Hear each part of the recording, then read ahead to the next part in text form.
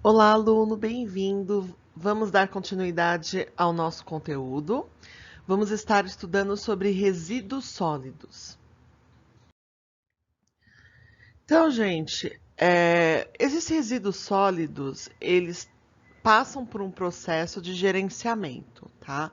Então, esse processo, ele começa desde a coleta, para o acondicionamento, para o processamento, armazenamento, reciclagem, transporte, tratamento, ele tem uma disposição final. Então, existe um processo de gerenciamento desses resíduos.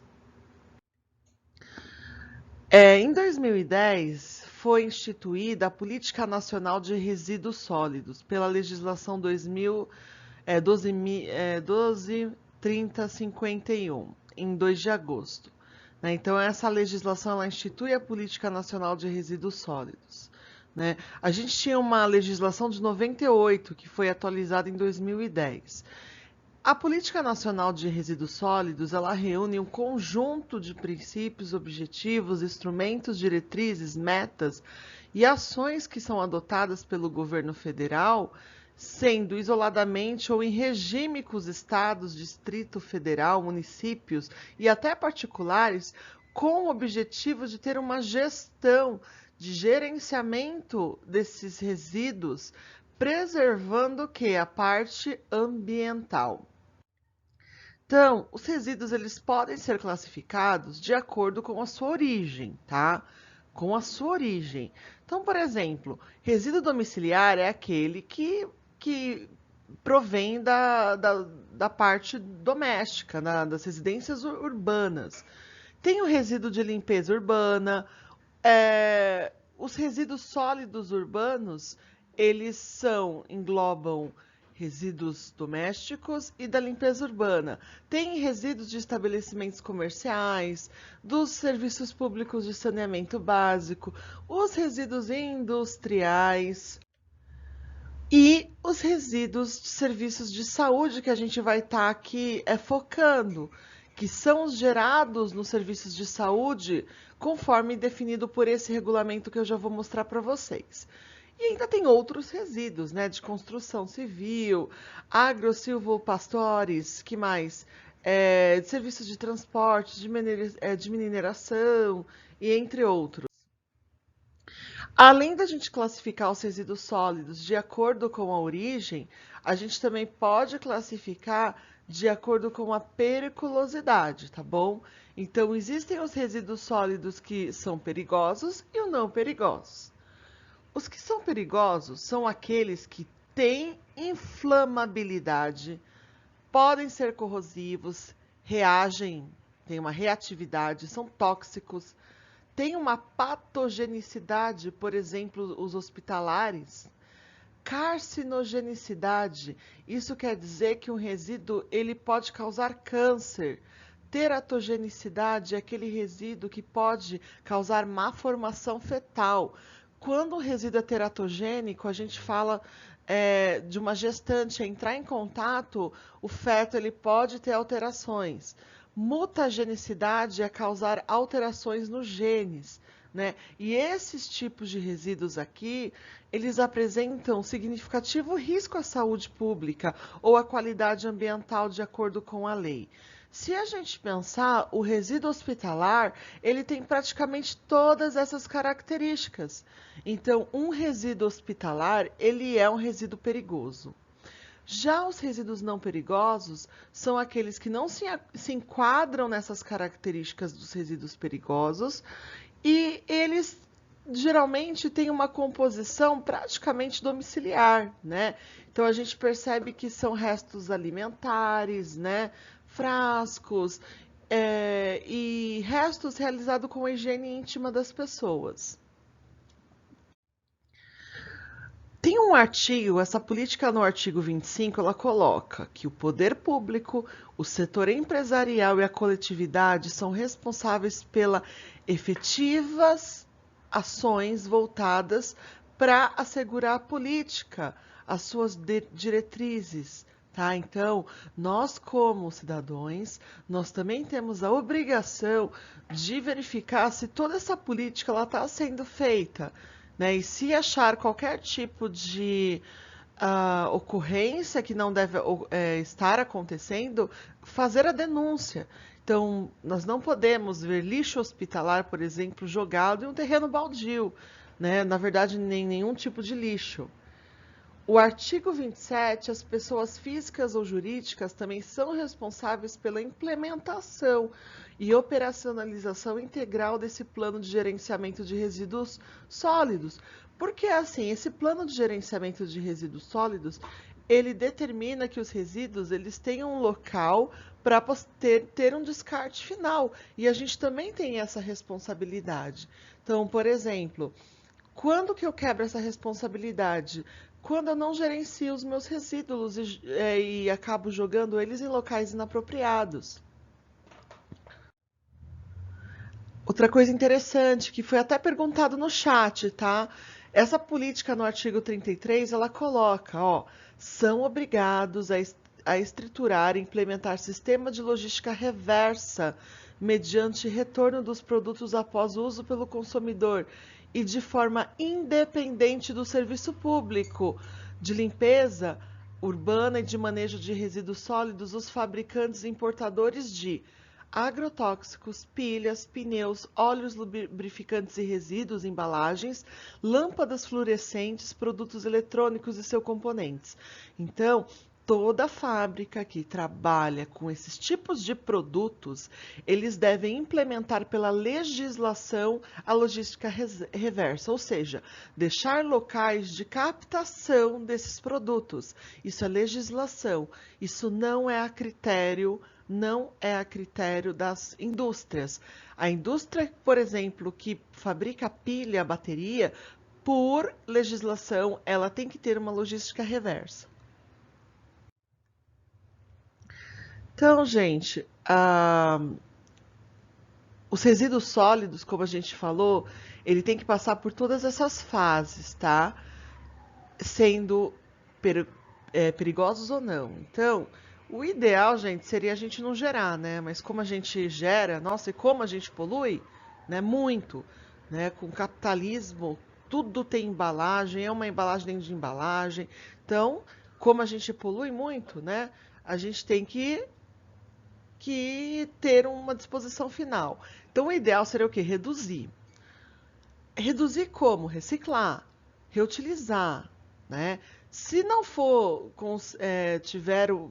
não for possível reduzir e reciclar, esse lixo ele tem que ser tratado. E depois do tratamento, ele tem que ser levado para uma disposição final adequada, de forma que não contamine o meio ambiente.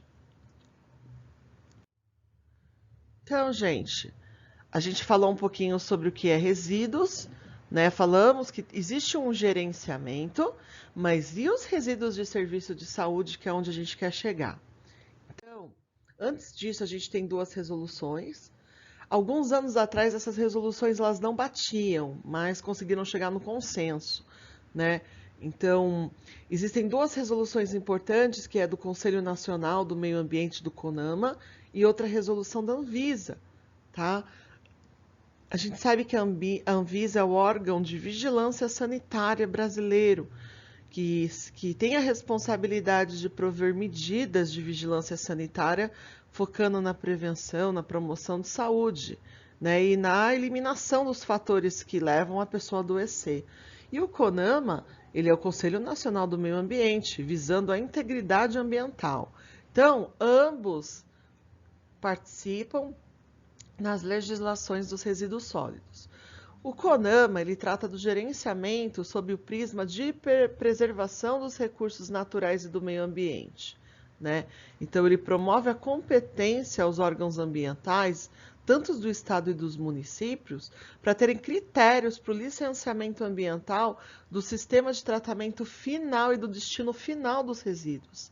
Já a Anvisa, ela concentra a regulação no controle dos processos de geração, de acondicionamento. Então, a segregação é a geração desse resíduo. Depois que ele é gerado, ele tem que ser armazenado, acondicionado antes. Como assim acondicionado? Colocar em algum local, no local adequado. Depois ele é armazenado, transportado, e aí ele vai para a disposição final conforme o CONAMA, né, de forma a não levar riscos ao meio ambiente.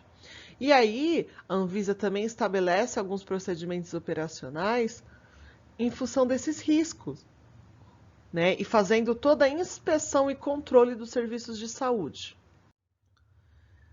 Então, esse gerenciamento de resíduos sólidos, ele trata-se de um conjunto de procedimentos de gestão, planejamento e implementação a partir de estudos científicos, normas, a legislação, com o objetivo de minimizar a produção de resíduos e os resíduos que foram produzidos, eles poderem ser encaminhados de forma segura e eficiente, de forma que vai proteger os trabalhadores que estão manipulando, proteger a saúde pública e também proteger todos os recursos naturais e do meio ambiente. Então, toda instituição hospitalar, ela deve ter um gerenciamento dos resíduos, né? Então, tem que ter um plano onde tem critérios da legislação para a instituição hospitalar gerenciar esses resíduos e ter um destino final conforme a legislação de forma segura. Então, para que tudo isso? Para evitar um risco ambiental. Então, o que é um risco ambiental? É aquele que ocorre no meio ambiente, pode ser classificado de acordo com o tipo da atividade, né? Pode ser um risco instantâneo, crônico, né? Então, a gente sabe que é uma probabilidade de ocorrência de algo, né? Então, a probabilidade de ocorrer um efeito adverso no meio ambiente, de acordo com a ação de agentes físicos, químicos e biológicos. Se a gente pensar no resíduo hospitalar, ele engloba tudo isso. Ele tem agente físico, químico e biológico. Ele é um resíduo perigoso, que vai causar danos ambientais horríveis, né? E aí podendo levar realmente a catástrofes. Então, vamos lá. O que são esses resíduos de saúde? São todos aqueles gerados a partir do atendimento à saúde humana e animal, inclusive o de assistência domiciliar e trabalho de campo, tá? Então, como assim de assistência domiciliar? Vamos dizer que um laboratório vai aplicar um medicamento endovenoso num paciente na casa dele. É um resíduo de serviço de saúde, porém ele foi gerado no domicílio. Isso não quer dizer que as agulhas podem ser jogadas no lixo, vocês concordam? Então tem que ter a destinação adequada. Então, geralmente quem gera esses serviços? Os hospitais, em primeiro lugar, né? Clínicas médicas odontológicas também, farmácias, drogarias, os laboratórios, instituição de ensino e pesquisa, os necrotérios, funerárias, centro de controle de zoonoses, as clínicas veterinárias, o serviço de acupuntura, de tatuagem, piercing e medicamentos vencidos também, tá? Medicamento vencido a gente não pode jogar em lixo comum. O ideal é a gente pegar o medicamento, até os frascos, e tá levando numa unidade básica de saúde próxima para poder fazer o descarte adequado. Então, vamos falar da classificação desses resíduos de serviço de saúde. Então, de acordo com a RDC da Anvisa e também a resolução CONAMA que eu mostrei para vocês alguns slides atrás, todos esses resíduos são classificados em 5 grupos. Isso é muito importante a gente da enfermagem saber de cor e salteado. Por quê? Porque de acordo com o grupo, cada resíduo tem uma segregação e acondicionamento diferenciado, tá bom? Então, cada resíduo ele tem que ser descartado em um local adequado, de acordo com o seu grupo, tá bom? Então, o grupo A, a gente fala que é o resíduo biológico. São todos aqueles com possível presença de agente biológico que podem apresentar risco de infecção, tá? Eu só quero fazer uma ressalva que quando a gente fala desse grupo A biológico, a gente tem uma particularidade do grupo A biológico e do grupo E. O grupo E, ele é biológico e ele é também pérfuro cortante, tá bom? Então, se a gente falar dessas placas lâminas de laboratório, são um lixo biológico, porém devem ser descartados no grupo E porque é pérfuro cortante, tá bom? E aí, como que eu posso exemplificar para vocês esse risco biológico?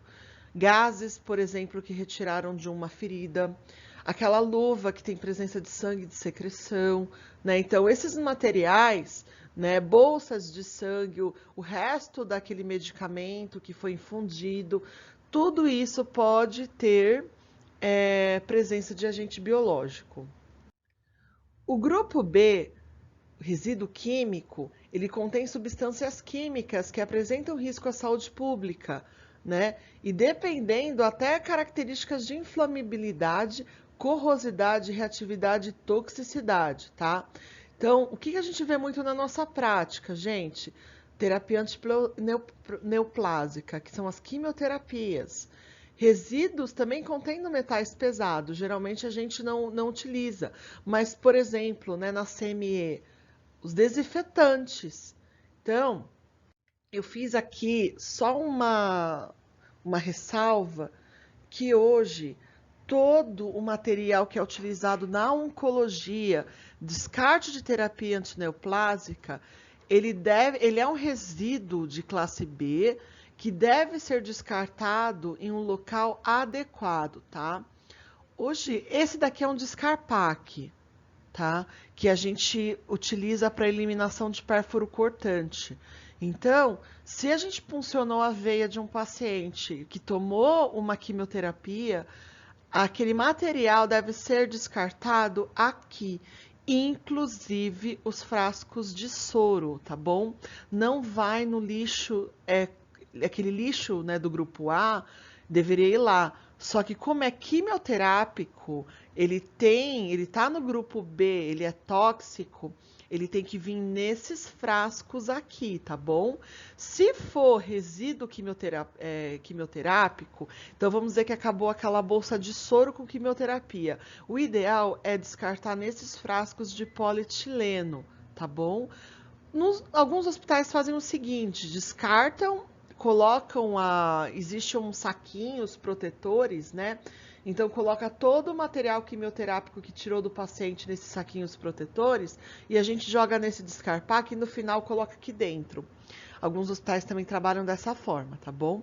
Mas só quero fazer uma ressalva que todo o material utilizado para quimioterapia a gente não descarta em descarpaque comum.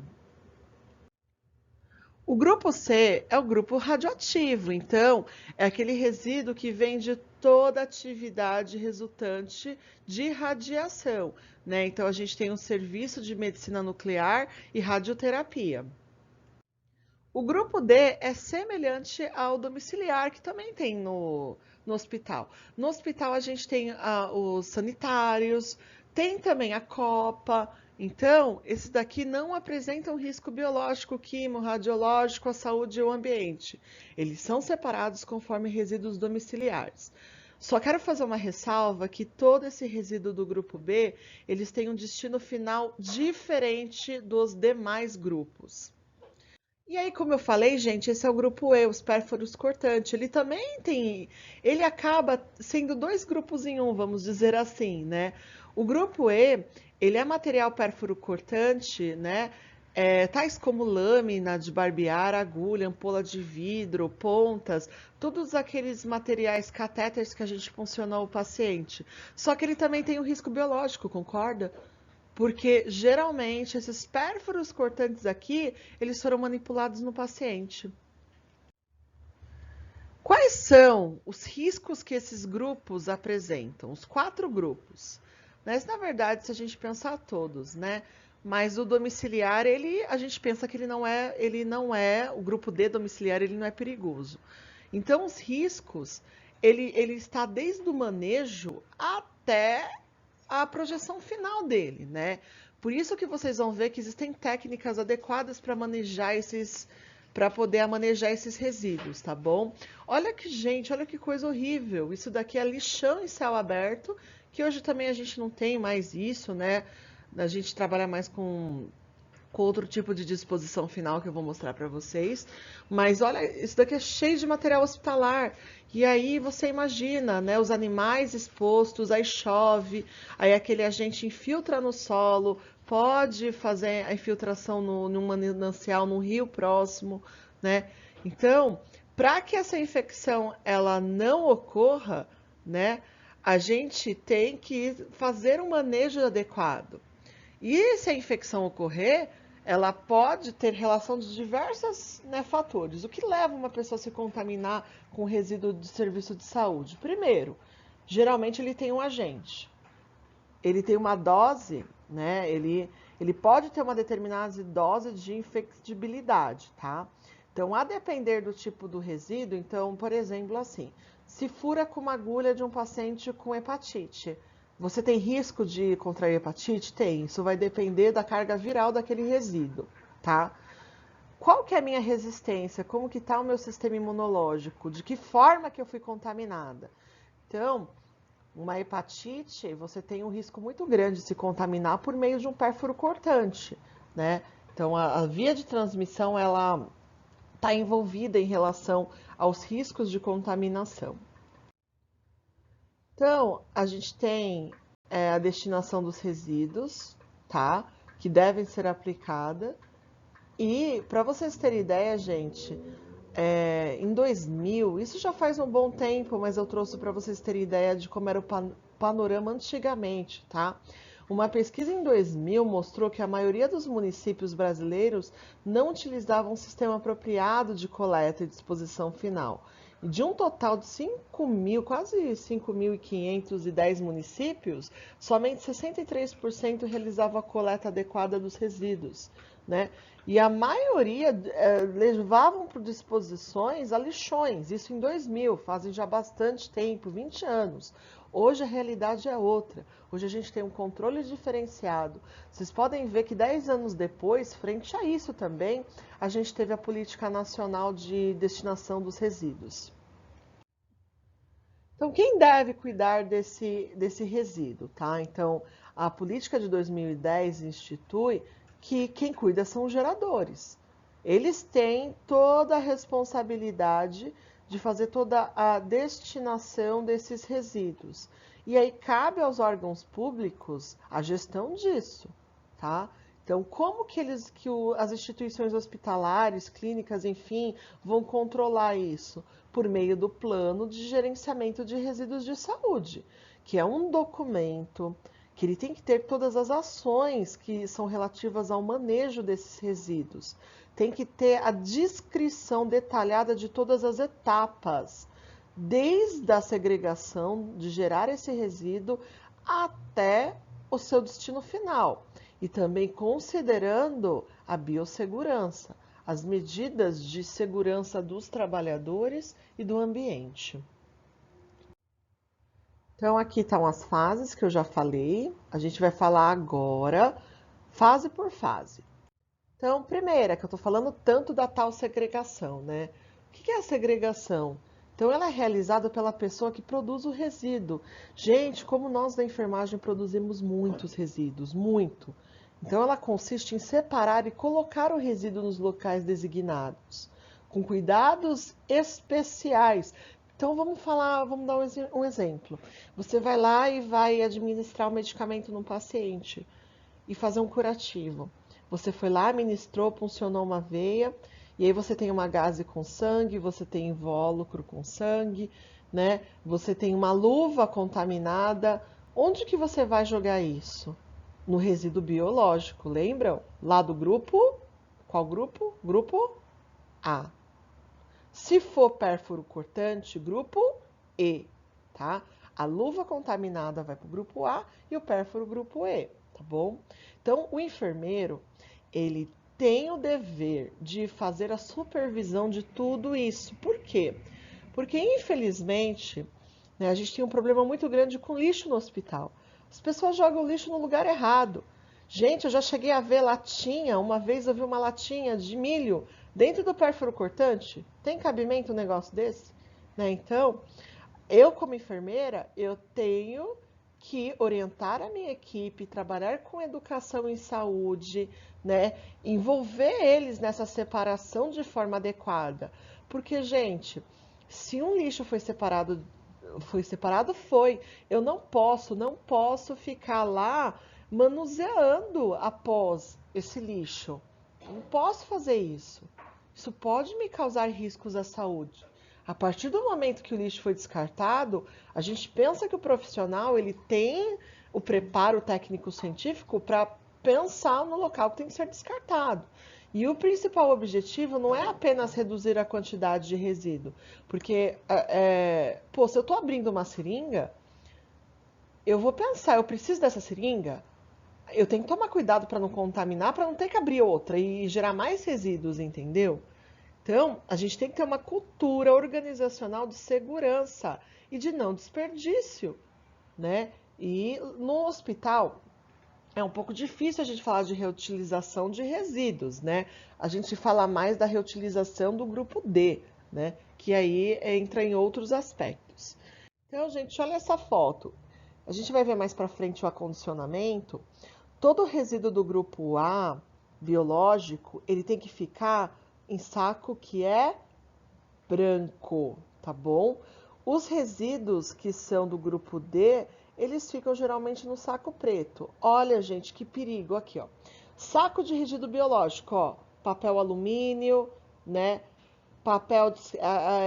O copinho plástico, isso tá errado. Agora, olha o maior perigo aqui, ó, do grupo D, que seria para resíduos alimentares, ó, frasco de soro jogado.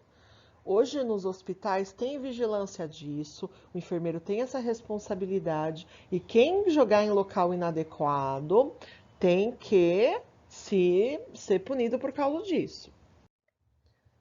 Então, vamos falar a gente falou da geração. Depois esse lixo, esse resíduo é acondicionado.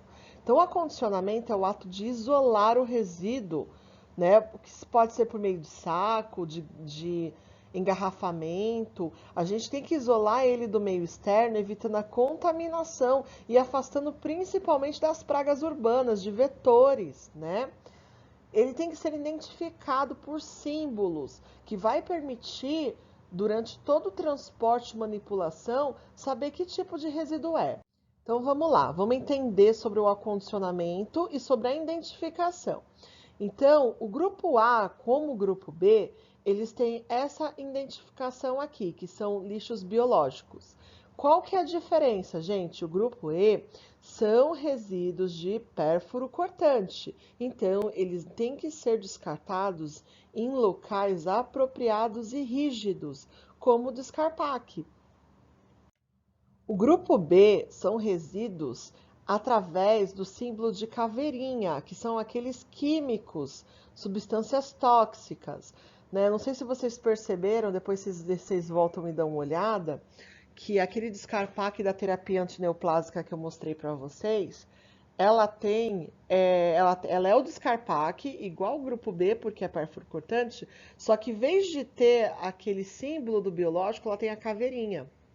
O grupo C, eles são representados sobre a presença de radiação, então é material radioativo. E o grupo D, gente, são os mesmos resíduos, né? Domésticos, né? Então são resíduos que a gente pensa em reciclagem e também são separados de acordo com o tipo de resíduo, né? Então, o verde a gente fala que é vidro, o vermelho plástico, o azul papel, esse amarelo metal e esse daqui que parece meio roxo não, desculpa, meio marrom, enfim, ele é o orgânico. E aí, gente, cada resíduo ele tem que ter o seu local de acondicionamento, ok?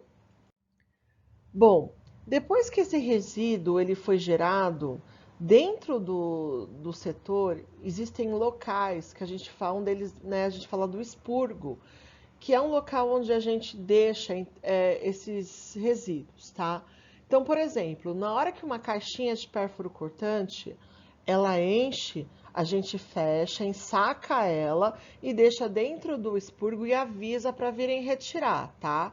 Então, essa retirada a gente chama de coleta interna 1, de um transporte interno, onde eles movimentam esses resíduos tirando ele do ponto de geração até um local externo, temporário de armazenamento, porque desse local aqui externo, ele vai para o destino final, tá? Só que esse destino final, ele não é feito toda hora e todo dia. Então, o hospital, ele tem que conter um local onde esses resíduos ficam. Geralmente, dentro do expurgo, a gente vê esse container, né? A gente vê também esses locais aqui que os resíduos ficam até que eles sejam retirados para o local externo. Esse armazenamento temporário interno é um local, então, onde são encaminhados esses resíduos que estão acondicionados ao profissional ele retirando.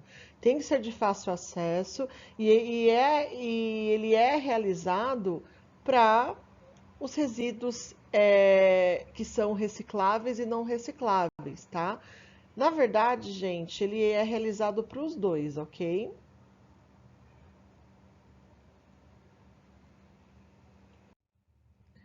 A coleta interna 2 é retirada e translado dos resíduos do local de armazenamento temporário até um destino e coleta externa.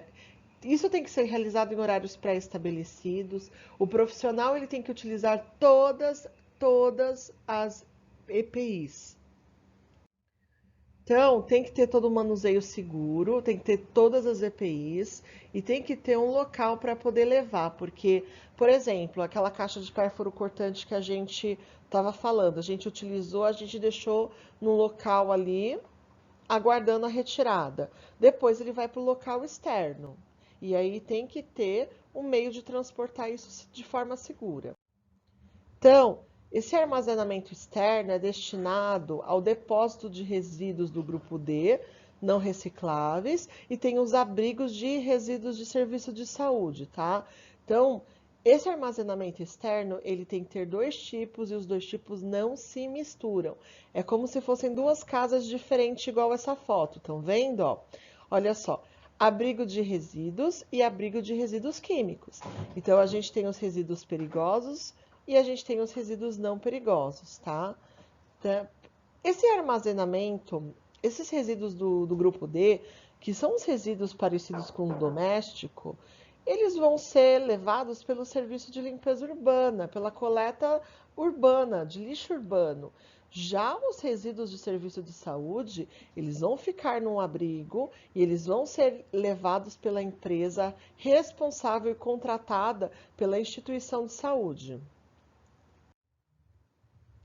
Então, esse resíduo está lá aguardando para poder ir para a sua fase final, tá? Então, ele é feito por meio da coleta externa, tá bom? Então, se retira esse resíduo e aí ela pode ser levada, né?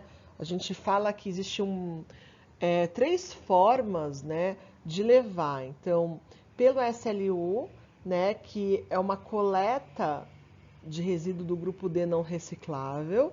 Então, aqui, novamente, eu torno a falar que são os resíduos do grupo D, tá bom? Que vão pela coleta de limpeza urbana, né? Então, eles levam. Os resíduos de saúde, eles vão ser feitos pela empresa contratada, tá? E além disso, existe também os catadores, que também engloba a coleta de resíduos do grupo D reciclável, tá bom? Então, geralmente, os resíduos do hospital, ele é coletado de três maneiras: pelo serviço de limpeza urbana, tá bom? Onde os resíduos do grupo D são aqueles próximos, né? São aqueles que a gente faz em casa, pela empresa contratada, que essa leva os resíduos perigosos, e ainda tem as cooperativas de catadores que levam serviços, os resíduos que são recicláveis. Esse transporte externo, então, ele visa retirar esses resíduos, né, do local de armazenamento externo, da unidade de saúde até o local de tratamento final, tá bom? Geralmente são empresas, né, terceirizadas que possuem uma licença ambiental para poder estar tratando e depois levando para uma disposição final, porque a lei tem essa, tá bom? Na hora que o resíduo ele sai do hospital, ele tem que ser tratado para depois ele ser levado para uma disposição final, tá bom? Esse tratamento externo que eu estou falando para vocês é a aplicação de técnicas que vão reduzir ou até eliminar os riscos de contaminação desse resíduo, né? Evitando assim um dano ocupacional ao meio ambiente. Então, geralmente a maioria dos resíduos de saúde eles sofrem incineração. Então, quais são? Tem várias tecnologias de tratamento de resíduo de saúde, tá?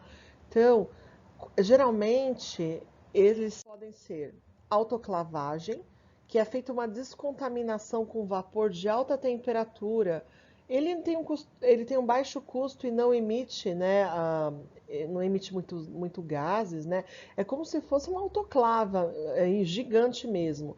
Tem os micro-ondas, que os materiais são submetidos à radiação eletromagnética de alta frequência, que gera uma temperatura na ordem em torno de quase 100 graus. E tem a incineração, que é a queima desses resíduos em temperaturas superiores a 1000 graus por um período mínimo de 2 segundos no pós-queima de gases. Então, geralmente a maioria é incinerado.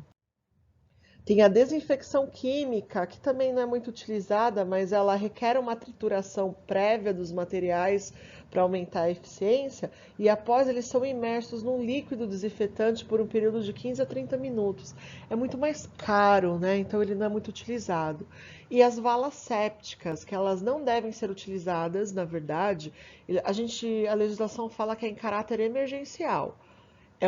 A vala séptica é como se fosse já uma disposição final numa vala escavada no solo, toda revestida por uma manta plástica impermeável. Então aqui há um tratamento por incineração, né? Então, depois que esse resíduo ele foi tratado, agora ele vai para a disposição final, tá bom? Então, a disposição final dos resíduos do serviço de saúde, eles consistem na disposição definitiva dos resíduos no solo ou em locais que foram preparados para recebê-lo. Tem que obedecer diversos critérios, tá? Principalmente de acordo com o CONAMA e tem que seguir as normas da BNT também. Então, vamos falar dos tipos de disposição final, tá? Um aterro sanitário é a disposição de resíduos sólidos no solo de forma segura e controlada, garantindo a preservação ambiental e saúde. Ela tem critérios de engenharia. Então, eles vão escavando e vão revestindo. Eles vão escavando e revestindo e vão cobrindo e no final eles fazem geralmente um plantio, tá? Lembrando que esses resíduos que vieram para o aterro sanitário, antes de chegar lá, eles foram descontaminados. Existe também aterro de resíduos perigosos classe 1 e aterro industrial, que também são utilizados as técnicas de disposição final de resíduos químicos no solo sem causar danos e riscos à saúde, também minimiza o impacto ambiental, utiliza procedimentos de engenharia, só que aqui geralmente ele vem resíduos perigosos de classe 1 e aterro industrial também, tá? O lixão, ele é um método inadequado de disposição final, né? Ele é altamente prejudicial à saúde, não tem nenhum tipo de técnica de engenharia, é uma simples descarga de resíduos sobre o solo. Hoje isso não utiliza mais na legislação, né? E acaba não sendo mais utilizado. A gente espera. O aterro controlado é um lixão melhorado. Nesse sistema, os resíduos eles são descarregados no solo e são recobridos, né? Então há como se fosse uma camada de material inerte diária, né? Porém, ela não evita problemas de poluição porque ela não tem um sistema de drenagem, de tratamento, que é diferente dos outros resíduos, né, que a gente estava falando. As valas sépticas, como eu falei anteriormente, né, essa técnica ela tem uma impermeabilização de acordo com a norma BNT. Algumas pessoas chamam como célula especial de resíduos de serviço de saúde. Ela é empregada em municípios que são pequenos, que não tem como tratar, né, esses resíduos, né? Então, essas valas são feitas, são escavadas e permeabilizadas com larguras e profundidades proporcionais com o lixo que vai ser aterrado. A terra ela é retirada com retroescavadeira e depois esses resíduos eles são colocados, são vedados novamente e aí se coloca e tem todo um sistema de drenagem, né? E aí se fecha isso depois, tá? Como eu falei, não deve ser uma prática comum. Então, gente, espero ter mostrado para vocês um pouquinho, né, de todo o funcionamento dos resíduos do serviço de saúde. É muito importante ter o gerenciamento desses resíduos para a gente poder evitar riscos aos trabalhadores, à saúde pública e dano também ao meio ambiente, né?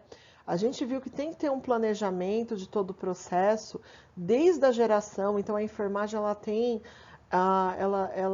tem um dever muito importante de estar gerando realmente os resíduos que são necessários e identificando de forma adequada, né?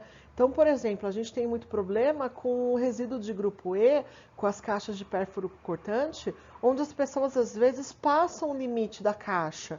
E aí é um risco para a pessoa que vai estar transportando, né, que vai estar levando até a incineração, né? Então, a gente tem que saber que esses resíduos têm locais e que tem também regras de acordo com a sua disposição, tá? O gerenciamento inadequado desses resíduos é crime ambiental, né? Pode levar a diversos danos ambientais de grande proporção.